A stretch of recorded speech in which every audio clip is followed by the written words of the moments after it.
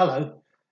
Today I want to look at anxiety, what it is, how it affects us, and hopefully what we can do about it. Anxiety is our brain's and body's natural way of dealing with what it perceives as a threat. Um, it might be something that's going on right now, or it might be something that happened in the past that we're remembering. Um, we as human beings are evolved to be actually quite anxious.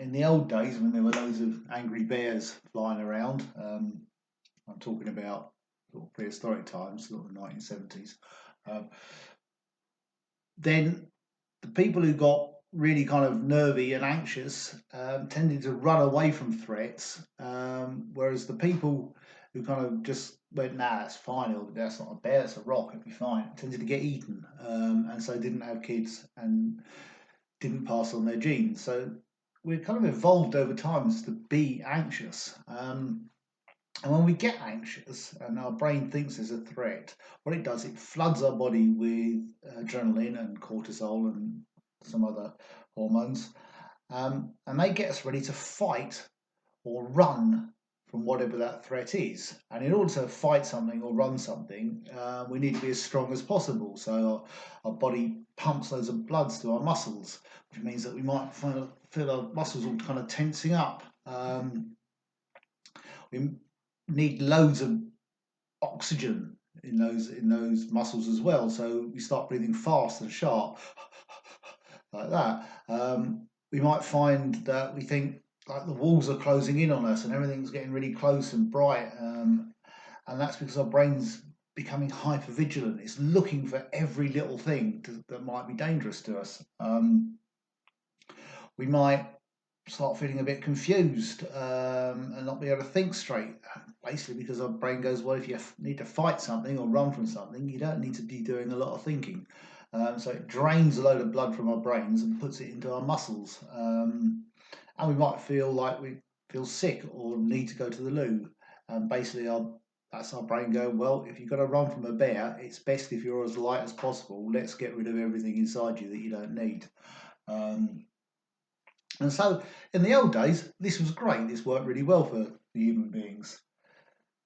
Today, though, in modern life, being really anxious and having high anxiety is a really horrendous and horrible way to try and live our lives.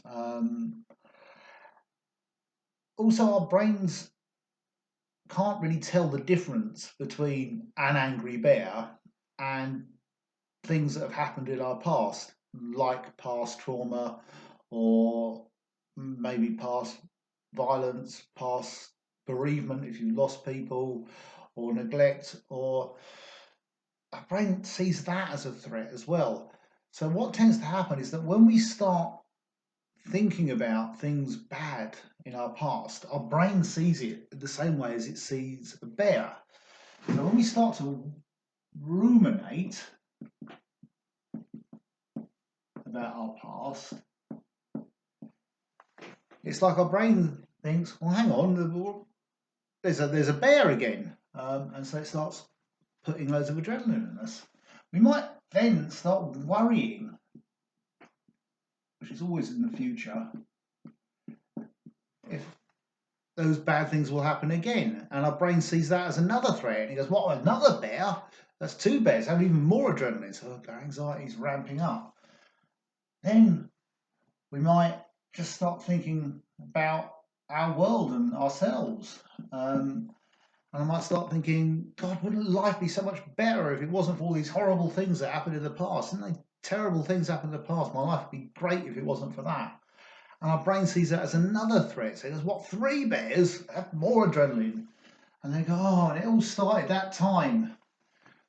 More adrenaline. And wouldn't it be terrible if it happened again? More adrenaline. Oh, God, wouldn't life be better if it didn't happen? And you go round and round and round. I call these helicopter thoughts. Every time you go around, it ramps up the anxiety, can even lead to a panic attack. So what can we do about this? Well, one of the things we can do is that we can think of these helicopter thoughts that go round and round, we can think of them as a mode of thinking, like they're in a little bubble, a way of thinking. And what we can try and do possibly is we can take that mode of thinking out of the way and replace it with another mode of thinking that doesn't cause anxiety. And there's a couple of things we can do. We can do delayed worry. Delayed worry is actually a really powerful tool, and it's really useful, especially at night. If you can't sleep at night because your thoughts are going round and round and round, this one can work. It's based on the idea that if I say, whatever you do, do not think of red dragons. Just stop thinking of red dragons right now. Just stop it. You're thinking of red dragons. Let's all go red dragon, red dragon. Likewise, if we say to ourselves, stop worrying, you've got to stop worrying, I must stop worrying, we just worry more. Doesn't work in the slightest. So what we do is we try and trick our brains and we say, well, I'll tell you what, I can worry, but I can worry in my specific worry time. So, I don't know, I always use 8 o'clock in the morning. So I'm lying there at night, things are going around my head, I'm worrying, I go, okay, I'll tell you what, I'm not going to worry about that now, I'll worry about 8 o'clock in the morning. So that's what I'm not saying I can't worry, just do it later. 8 o'clock in the morning comes, and to be honest, all I care about is coffee. And I forget to worry about whatever it was that was bothering me the night before.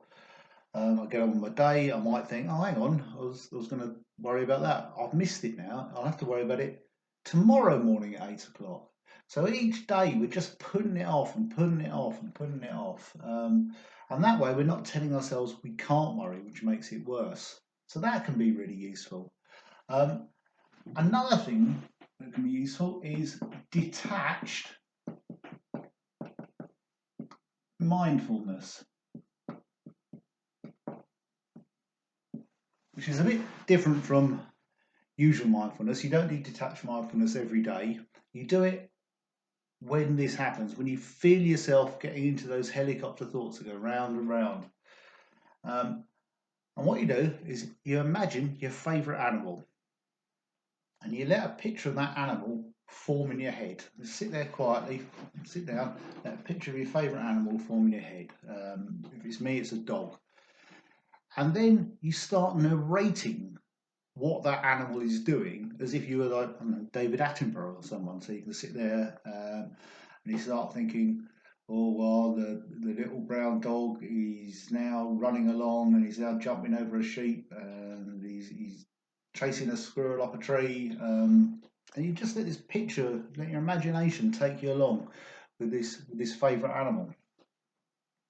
And it sounds a bit silly, but what you're doing when you're doing that is by focusing on the animal in your brain, you focus on the present, you focus on the here and now. So you can't be thinking about the past and you can't be thinking about the future. And in fact, you're not really even thinking about you, you're thinking about the animal and you're being David Attenborough. So you're not thinking about you. So basically, you've taken that mode of thought out the way and replaced it with another mode of thought, which is the story about the animal. It's quite a powerful and useful tool. The first time you try it, it probably won't work or won't work for very long because it's one of those tools you need to practice every time it happens and you get better and better at it. And in the end, what happens is your brain realizes, well, hang on a minute, if I go and start thinking about this animal, I don't get anxious. That's a good thing. And so it rewards us with a bit of dopamine, and our brain learns, well, hang on, I'll automatically go into a bit of detached mindfulness every time I start to get worried. And that can be really useful as well. So I think the most important thing to take out of this is anxiety is natural. We're evolved to be anxious, but we can do something about it by using delayed worry, detached mindfulness to take those helicopter thoughts out of the way and replace them with another way of thinking. I hope that was helpful.